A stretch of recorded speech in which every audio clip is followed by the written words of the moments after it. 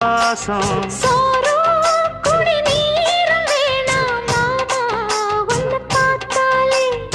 ஆறும் பசியாரும் தானாச மொழி கேட்டாலே